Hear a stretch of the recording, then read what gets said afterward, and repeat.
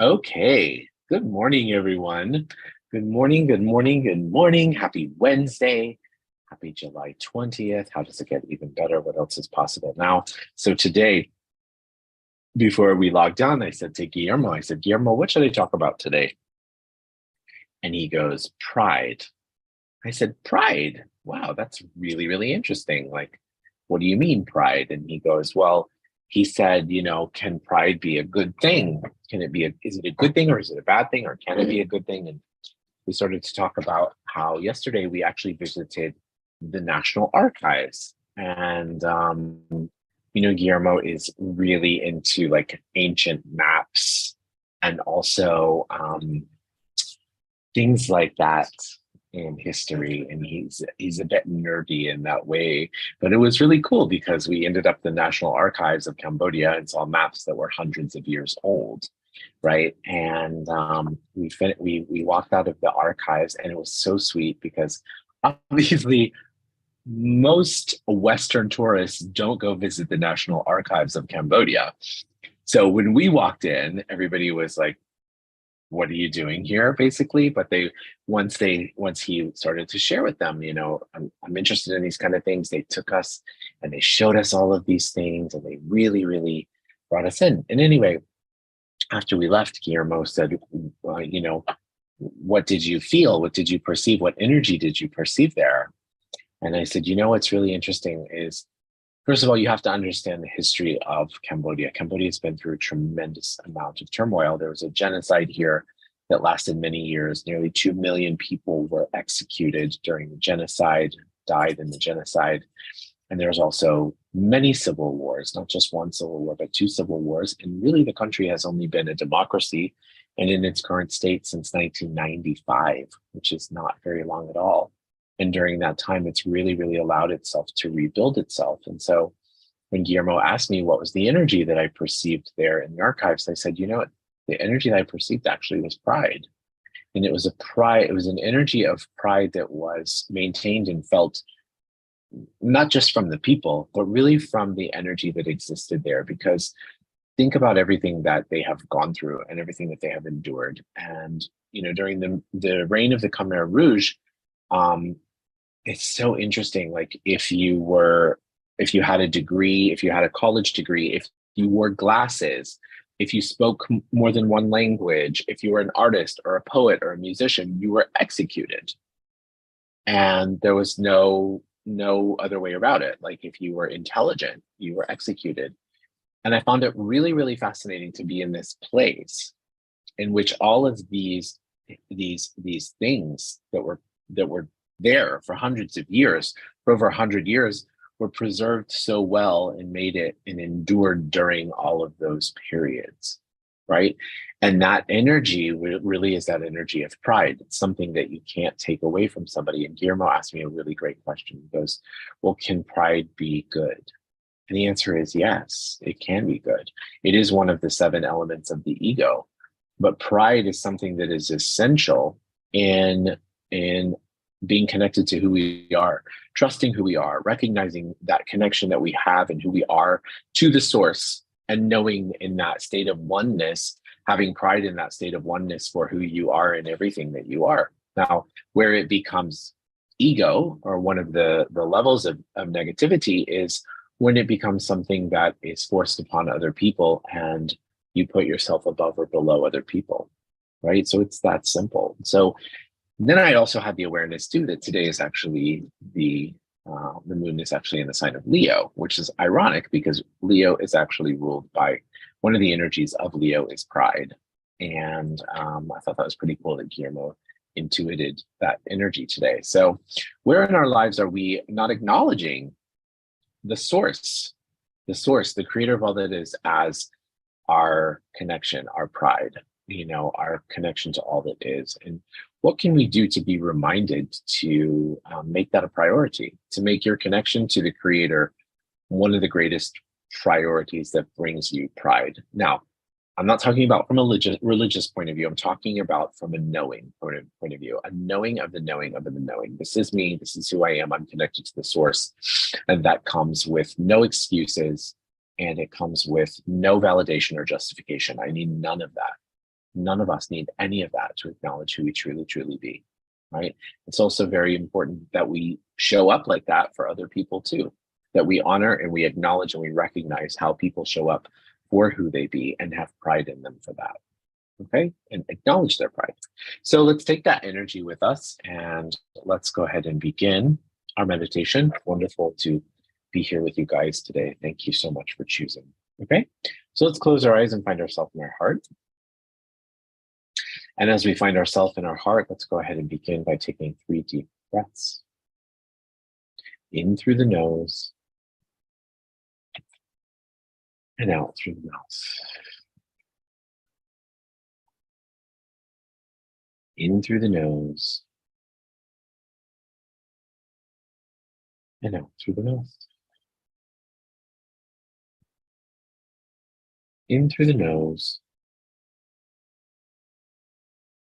and out through the mouth. And now let's shift our awareness to the center of the earth.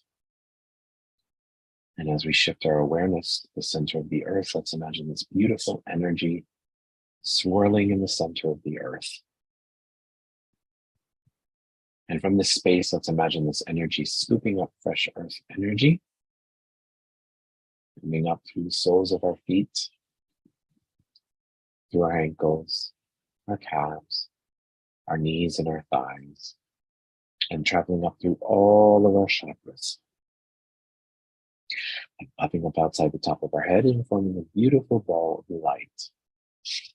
You'll see yourself in this ball of light. Imagine this ball of light traveling up out of the space that you're in, higher and higher and higher and faster and faster and faster. Imagine your ball of light lifting you up, out past Earth's atmosphere, out into outer space, through different planets and galaxies in the Milky Way, and higher and higher and higher beyond there, out into different layers of light, some light and some dark. Imagine those energies lifting you up into a golden-like light, and through the golden-like light into a jelly-like substance light, and through the jelly-like substance light to a beautiful pink haze, which is the law of compassion. And through the law of compassion, you enter into the 7th plane of all that is, plane of creation, oneness, and of complete totality. And from here, we will ask for some downloads for the group. So would you like to know what it feels like to know your connection to all that is? To perceive, to feel, to be, to know connected to all that is, to acknowledge your worthiness of that connection. Would you like to know what it feels like and that you know how to, when to, where to, and that it's safe for you to have pride in that connection? That you know that you're worthy of having pride in that connection, and that you can acknowledge also that connection that exists in other people, even when you may not agree with it or it may be in contrast to your own. So if you like that, say yes. And would you like to know what it feels like, looks like, tastes like, smells like, and is for you to acknowledge and celebrate each other, to celebrate each other and who they are and who they be, to celebrate each other's connections. Something is coming up today actually about our children. So many of you, I think all of you, have children, and your children are so unique and so diverse and so beautiful and so talented in the ways that they are. And yes, you're very proud of your children. You're very proud of your children. Are you proud and to acknowledge everything about your child and what they have to contribute and share with the world? And would you be willing to acknowledge them for that? We have a lot to learn from our kids. And there's something here today, especially particularly about this energy of pride. Like, we are so busy, telling our kids, I'm so proud of you. I'm so proud of you. I'm so proud of you. But do you let your kids also acknowledge how proud they are to be your children? I am very proud to be the child of my parents. I'm very proud that I was smart enough in the upper worlds to choose them. Many of you, there's so much energy here today about our children. So there's so many of you are wrestling with this energy of like, am I a good parent, or have I done enough, or have I shown up in a good way, or am I supporting them in the best way that I possibly can? And the answer is yes, you are. Yes, you are. And acknowledge yourself, give yourself a pat on the back for that, and be proud of yourself.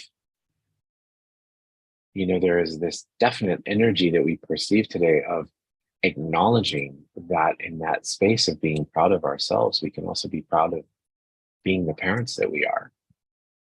So would you like to know what it feels like, looks like, tastes like, smells like, and is to own all of that, to own the parent that you are, to know that in that space, you can always choose to grow. You can always choose to transform. You can always choose to become even better and better and better. But be proud of who you are. Be proud of the parent that you've been to your children. So if you'd like that, say yes.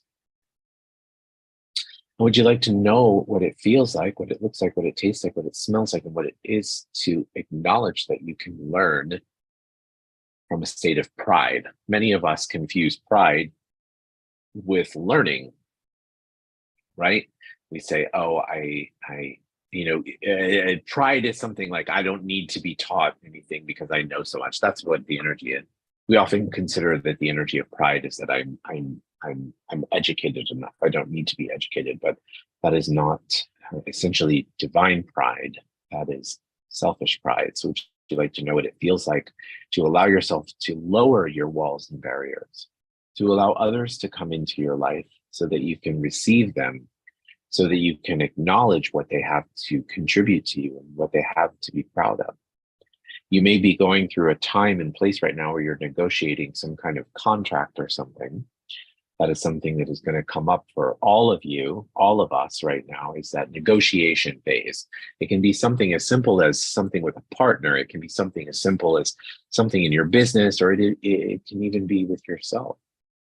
And so those places in your life that you are waiting for those opportunities, can we acknowledge that now is the time for you to move forward in those opportunities, and that you can do so with your element of pride, with your passion, with your knowing that of what you deserve, to know what you deserve, to know how you deserve it, to know that you're safe to ask for what you deserve.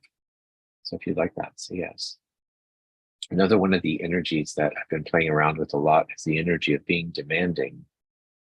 We often have misaligned, misidentified, and misapplied being demanding with either being a bitch, being an asshole, not being taken seriously, any of that. And what we need to understand is that's the energy that comes from not being demanding enough. If your energy was demanding enough, you wouldn't have to say anything. You wouldn't have to do anything, right? The demand would be from yourself. I demand this for myself. I demand this deal goes through. I demand this relationship is in the highest vibration for me. I demand. When you demand of yourself, then what happens is the universe shows up and says, oh, wow, well, isn't she demanding, or isn't he demanding? I'm going to deliver exactly what they're demanding.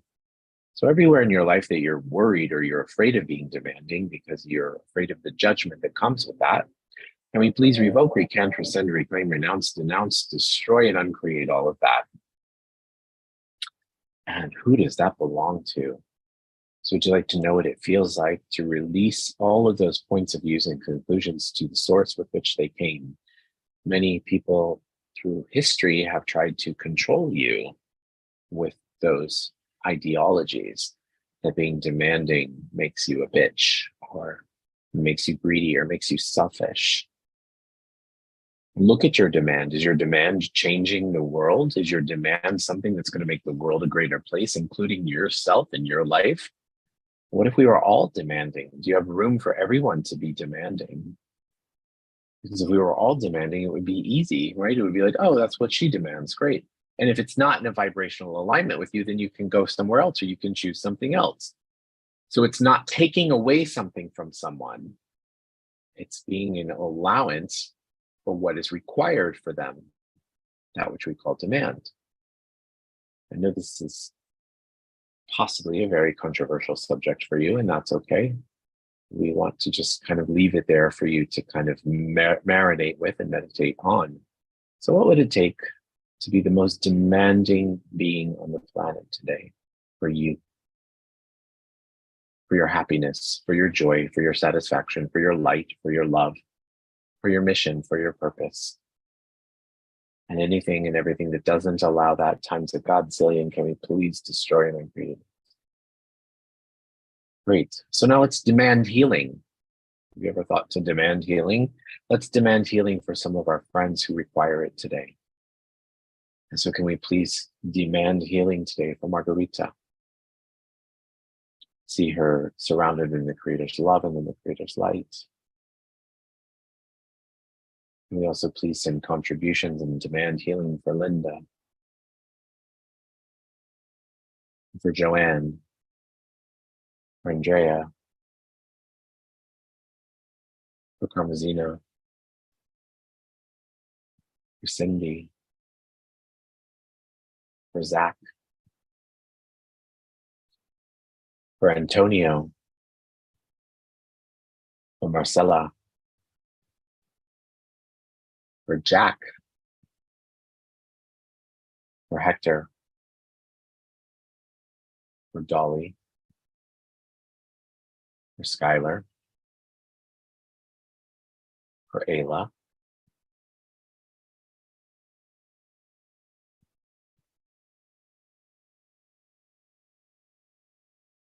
Great.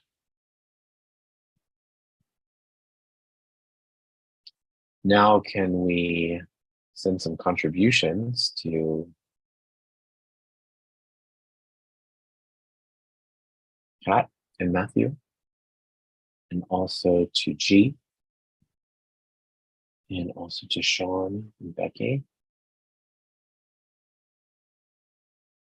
And let's also please send unconditional light and healing to those souls that were shot in Auckland, New Zealand today, in the shooting in New Zealand, and also to their families, to hold space for them.